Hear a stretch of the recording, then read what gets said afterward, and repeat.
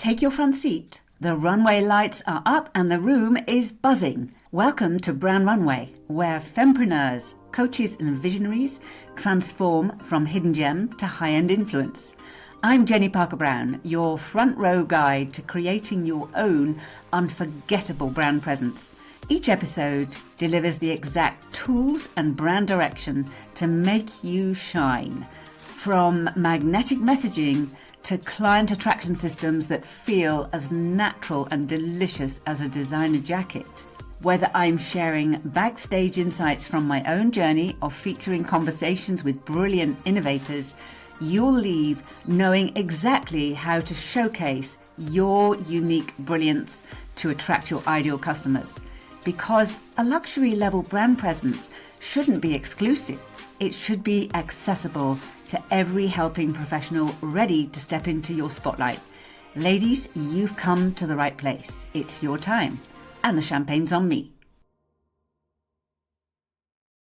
Okay, the lights are up and the room is buzzing. As always, welcome to another edition and episode of Brand Runway. This one is for the Spotlight edition. And I am beside myself with excitement to introduce to you a friend, a colleague, a guest, a fellow sisteress, media mogul, and we're going to dive into all things giving women their voices, giving women a stage, female entrepreneurship.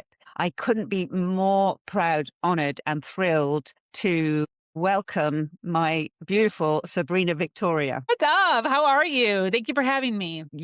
This is magical. So at last we've got together. I was just thinking about our trajectories over, because we've known each other for a few years and we kind of been in each other's spaces, watched what each other was doing, you know, the way that we've built our platform, supported each other. And I just feel so proud. I don't know about you, Sabrina, but I love collaborating with other leader platform owners who share my mission. And I know you share that mission too. Absolutely. Yep. All about women and women becoming successful. Yeah. So your platform has evolved like mine. It's still her nation. It's still her nation with her talk show. But I know that it's much more elaborate now. You've transformed it into a multifaceted ecosystem. Tell us, first of all, about the platform. Then we're going to dive a little bit back into your motivation, how you arrived at building this. Yeah. So I run Her Nation Global. There's different sects inside. So I run a media agency to help women rebrand their websites, create videos from long form into short form. The mission for that is to help women get seen and heard so that they can get paid. I also run a digital magazine. I also run a podcast. And then my community is where all of this stems from. I run H Club, and that is for women business owners. We help women create thriving businesses versus businesses that are barely surviving. So really helping women get to that $250,000 mark 2 years in a row so that they'll be well on their way into creating success for themselves. Yeah, I looked at the website earlier on. You've had a whole new build with so many resources, just literally so many resources, not just about entrepreneurship, but everything that goes into that lifestyle, the mindset, the body care, the whole lot, because this really is a holistic journey, isn't it? Absolutely. Yeah. And that's one thing that I have learned over the course of this time is, I come from a background of just grit, grind, and hustle. And there was a plateau that I hit at a certain point within growing this, that I realized like this really is a spiritual journey. I mean, you really have to look inside yourself and the mind frame, right, that we're in to be able to push past, all of the negative thoughts, all of the imposter syndrome, all of the things that come up mentally that block us a lot of times from our success. I so agree with you, that being a spiritual journey. There is so much growth being an entrepreneur, never more so than now in this wacky world. So when you started this, did you ever dream that you would build something so big and impactful? No. So my background is door-to-door sales. I've been in door-to-door my entire life. I was actually raised as a Jehovah's Witness. Not everyone knows that. So I've been knocking doors since I was 5. And then in my actual adult life, I actually wound up doing door-to-door for a career. Pre-COVID, I was running 150 sales reps, 6 offices, 4 different states, very masculine, aggressive, door-to-door, straight commission sales. And COVID shut me down. So I pivoted like a lot of people did onto online business. And yeah, it's been a journey. It's been a journey of having absolutely no idea what I was doing, having to learn everything from scratch. And also this context of like not being able to touch people or feel people or vibe people because everything's done in a box here on Zoom. And how to really get people's attention. How do people pull people towards us so that they can feel us to be able to create sales for ourselves? It's been a journey. It certainly is an ongoing one Yeah. that never stops. So that's a that's actually quite a recent pivot. I know it's just a few years ago, but it's actually quite a recent pivot when you look at what you've built from Yeah. leaving that environment. What's the journey been like? You said that it was aggressive, it was hustle, it was very masculine, and you are full in feminine sisterhood and empowerment and sovereignty and feminine leadership. My goodness, in such a short space of time, you're not just a leader, you're an absolute force of nature. Yeah. Yeah, and a lot of it is also just curiosity. I really started to build this business with the mindset of I have absolutely no idea what I'm doing. And I was very open and honest. I mean, my sales pitch when I first started, this was my sales pitch when I first started my community. It was, "Hey," I'd be on a networking call, I'd be like, "Hey," like low key. Do you know what you're doing?" And they'd be like, "No." And I'd be like, "Girl, I don't know what I'm doing either. Do you wanna meet at, like on, like, Monday at 10 AM every Monday and just, like, help each other? We can, like, leverage, you tell me stuff, I tell you stuff." And they're like, "Yeah." And then I'm like, "I don't know. How much are you charging for this?" I'm like, "I don't know, like $11? $11 a month? I don't know. Does that sound good? I don't know." They're like, "Yeah, I'll do that for $11." And quite literally, that is how I built it. I started at $11 a month, and I started pulling women together, and what I started to recognize, because I was open, I was like, "Hey, I don't know what I'm doing. Teach me stuff." As I was meeting women who were very much in their femininity, and I was very much in my masculine. And instead of being like, "No, no, no, no, no, I've already made millions in door to door. This is how you do it." I was very much open to how are you doing it? And what can you teach me? And because I was open to that, I have very slowly over the past 5, 6 years, created this balance of a masculine and a femininity inside of me that is helping me grow my business. That's so interesting. And also, I just want to come back to this whole thing about when we look online, especially when we look online, we figure that everybody else has got it figured out. Like they've got their lives together, they've got their business together, they've got the multi six figure, and you just like UTF. Yes, yes, It's just like, oh, and here I am struggling with this or still trying to work that out. and, yep, and, and the more people the more women you meet, especially at events, I've found when you start having like real conversations, is like nobody's got it figured out. totally. Nobody, Yep. not even the multi-figured people have got the whole lot figured out. And I think this is something that's so special about women's communities is that's why we actually just like to hunker down and and talk about real stuff and share our journeys because oh my God, is it ever hard? It's so hard now. It's harder than ever with technology and AI and you've got a particularly volatile background in the States. Just talk about that a little bit. It's like what's the ambient kind of atmosphere for women entrepreneurs in the States right now? I mean, it's hard. It's hard. As far as I'm going back to a conversation that I actually just had this morning is like just coming up for me right now. Her and I were very much showcased ourselves as being very, on the same page, right? We're in a certain part of my business. She's in a certain part of her business. We were kind of like I think we're about the same. I think we're about the same. We're good. And even though, right, even though both being on a very similar wavelength as far as where we're at in our business, it gets difficult. It gets difficult because we're all striving towards success. We're all striving towards success. I always take the route of student. And so we're on the same page. Her and I are going back and forth. We're sharing stories. Oh, yes, we're meshing. And then she says this acronym. She goes, "I just hired an OBM." I don't know what the hell an OBM is. So I asked her, I said, "What's an OBM?" And the vibe of the call shifted. The vibe of the call shifted because I didn't know what OBM is. And I'm always just like, teach me more stuff, teach me more stuff. And I had no problem flipping it to her all of a sudden being the teacher and I being the student, even though it seemed as if we were on the same. So this is the thing with entrepreneurship here in the US. It is a constant hustle, even though they say it's not. It's a constant grind, even though they say it's not. And it's a constant learning, constant learning.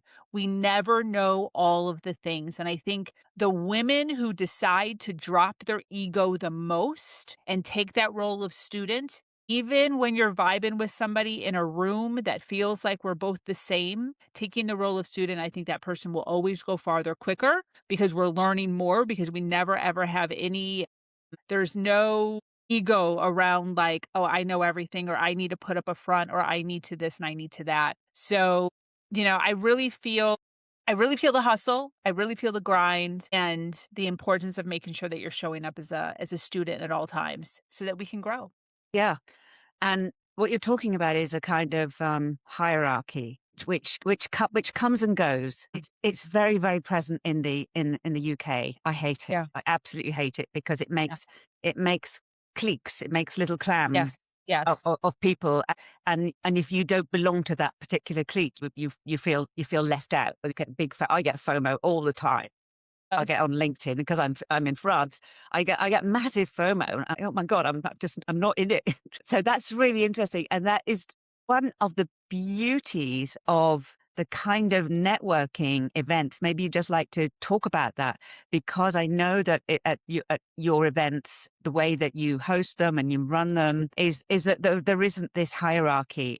Is that whoever's whoever's able to talk or share, it's with their own gifts. And Yeah. because everybody else has got their own gifts and their own expertise and their own knowledge, it doesn't make us better than anybody else.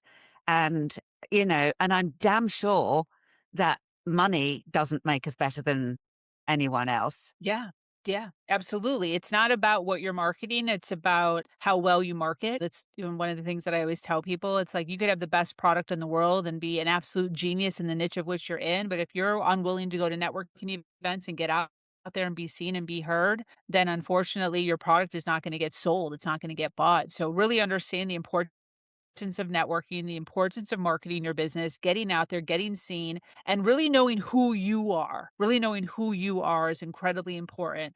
When you're stepping into your authenticity and you are walking boldly in your identity, other people are very much attracted to that. And I think that's one of the biggest things when it comes to business is really understanding who you are. I always say there's two things. It's who you are and what's the transformation of which you deliver.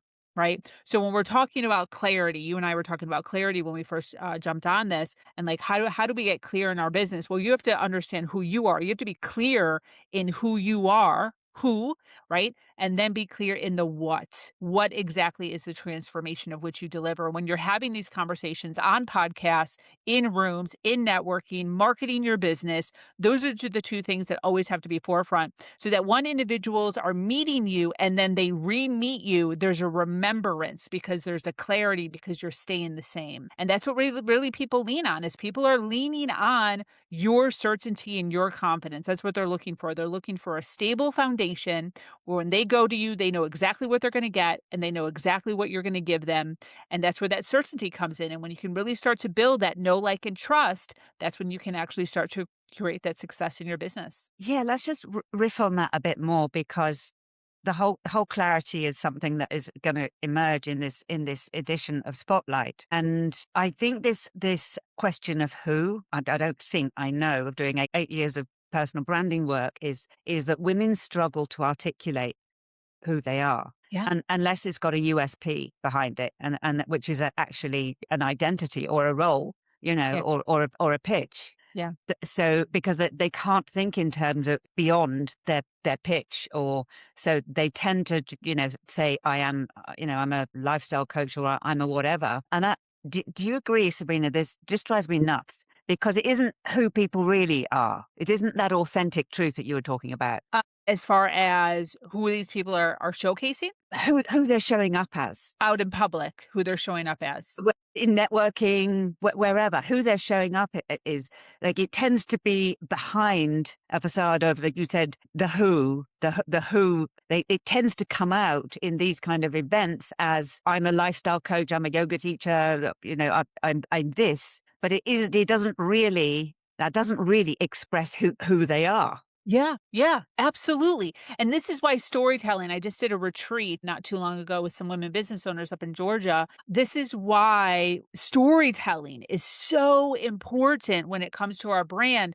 When people can get to see, like, behind the scenes, really understand how you run your business, who you are, you're a mother, you have children, you're married, you have 3 cats, you got horses, whatever it is. When people can start to really understand who you are and what you do, we have to remember there's a lot of individuals in the world who are in the world of entrepreneurship. The line in the sand in success, long-term success, not immediate, just right off the bat success, long-term success. That to me is everything. Long-term success. There's one-offs, there's people that get a little bit of fame here and there. There's all those things. I'm looking for long-term success, and I'm looking to partner and be with and create friendships and community around people who are looking to go long-term. There's a way to do that. And that is authenticity. So what you're talking about as far as people have a facade that they come up with, you can only keep that up for so long before it gets tiring. Because to be somebody else or to mimic or pretend, right, takes a lot of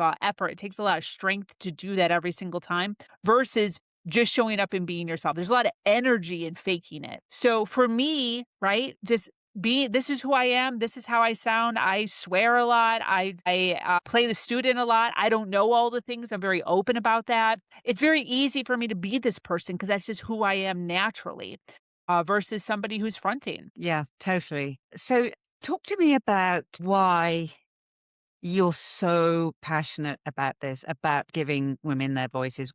What's the backstory of, the drive behind it and the passion, that particularly for women? Yeah. Yeah, I lost my community. So when I was 20 years old, I got pregnant and I wasn't married. I was raised as a Jehovah's Witness, like I said. And in that religion, you can't have sex before marriage. It's considered a very gross sin. I was pregnant on top of that. And within 72 hours of announcing that I was pregnant, I got what's called disfellowshipped, which means you lose communication with everyone you've ever known, including your immediate family. So I announced I was pregnant, and then within 72 hours, I lost my mom, my dad, my brother, my sister. I lost every friend I had ever known my entire life. Because the thing with Jehovah's Witnesses is you don't have outside friends. Your only world is inside their world. So I never hung out after school. I never had any work friends. You only hang out with Jehovah's Witnesses. So when I got disfellowshipped, I lost every person I had ever known my entire life while doing something that I had never done before, and that is just hard. Motherhood is hard. So I have a baby, right? I have a baby, and the journey of motherhood, broke, single mom, no money, eviction notices on my apartment door every other month, my car getting repoed out of the parking lot a couple times, like hard stuff living in the ghetto. And so whenever I talk about my community, I always say, like, listen, I'm not here to knock on anybody's community and what they're running, but this is more than just a community for me because I understand what it's like to do hard things like entrepreneurship with nobody, and it freaking blows. It is way easier to do hard things when you're in and amongst other people that are also doing those hard things with you. And I know that because I did motherhood by myself for a very, very, very, very long time. And it crushed me. It killed me. It brought me to dark, dark, dark places. And this is why people give up on entrepreneurship a lot. This is why people go for a little time and then go back to corporate because it is very hard. So I always say, listen, yes, hard, and do hard things with people that are also doing the same hard things. So you can talk about it, so you can complain about it, so you can ask for help, so that you can leverage connections, knowledge, resources, right? So we can rise together. So my story is the flame that continues to stay lit as to what I'm building right now. Beautiful. I can only imagine what that was like. Well, I can't actually. Awful. So it did remind me of, because we're women, because we're carers, because we're primary carers, we care for our children, we care for our houses, we care for our elders, we care for nature, we care for the planet, we care for other people. And and then life happens. So it's the building, all the, it can look very glamorous, even events all look glamorous. That's why we all want to go to them. They look sparkly and everybody's having fun and they got a champagne glass. But at the same time, people are losing their parents, or somebody's sister got sick in South Africa, or or some. It's like the life bit doesn't stop for us, and we still got to focus on both of those, both of those parts. I think we are absolutely freaking incredible. Just like what we do. It's just incredible the way that we manage, that we transcend, that we just keep life together, keep our businesses together.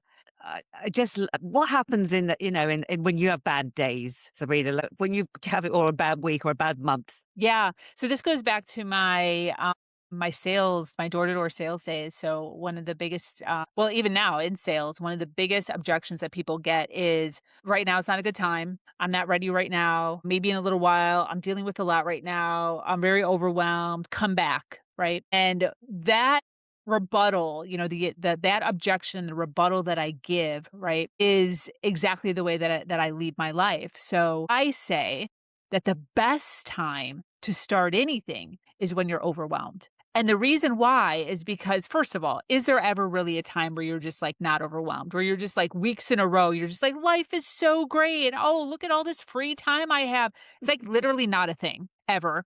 But the other reason why I believe it's a really good, when you're overwhelmed, is the best time to start something that is also a lot, is because while you're building the thing, right? Could be your health and wellness, could be entrepreneurship, right? There's a gazillion things that take a long time.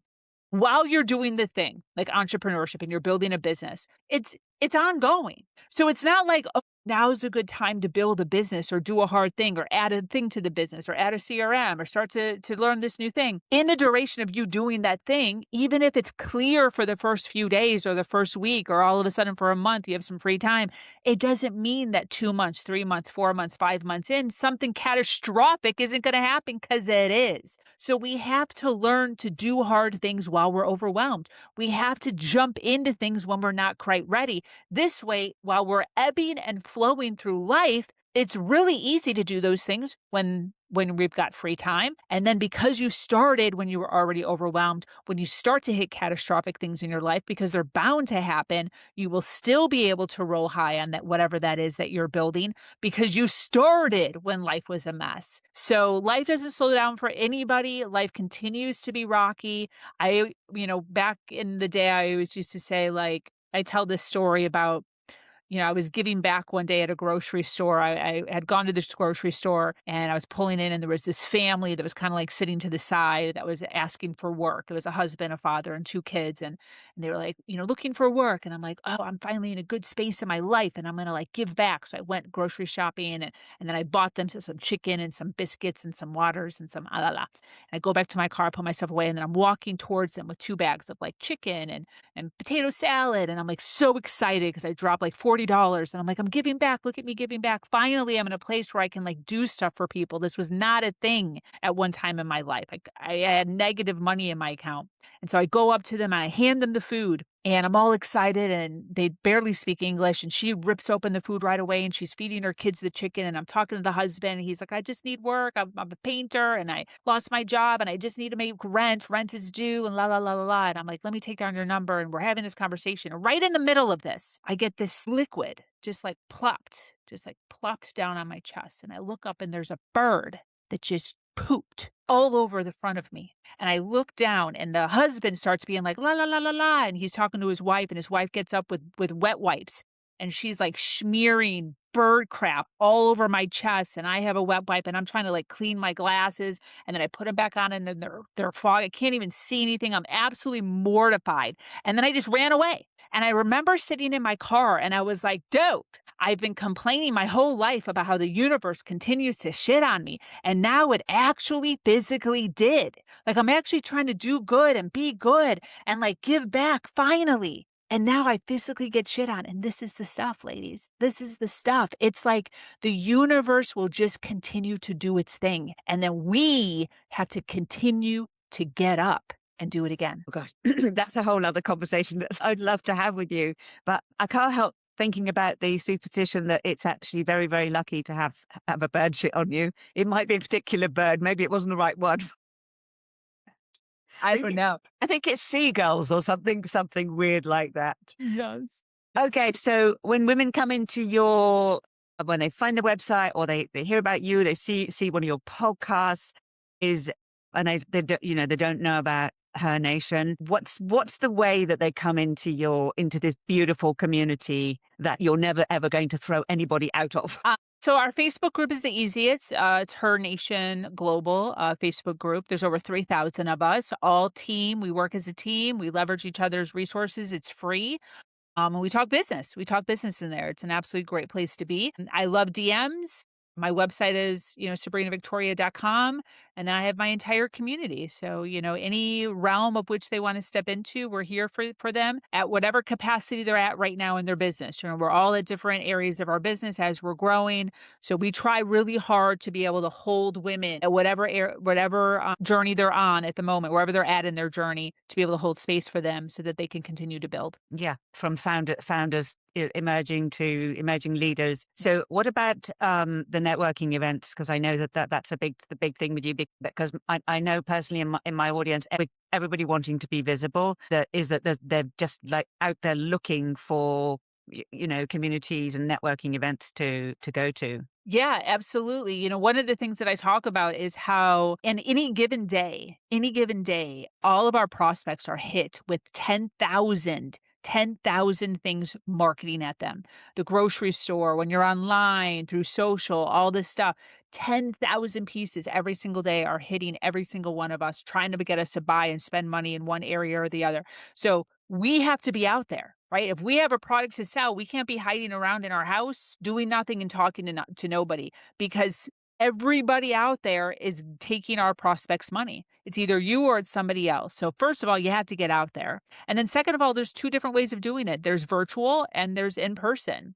So it just depends on what you feel more comfortable with. But yeah, you have to get out there. You have to know who you are, who you're serving, and what is the destination of which, the transformation of which you're going to be giving these people. And once you can get clear on that, right, making sure that you're in those rooms, presenting yourself authentically, and the right people will come. Yeah, I love those fundamentals. I learned those from a really veteran marketer in 2012, and they didn't strike me in the beginning. I thought that sounds really boring. Yeah. Let me get a nice, pretty opt-in box and then figure out the rest. But all these years later, I was like, actually, he was absolutely right.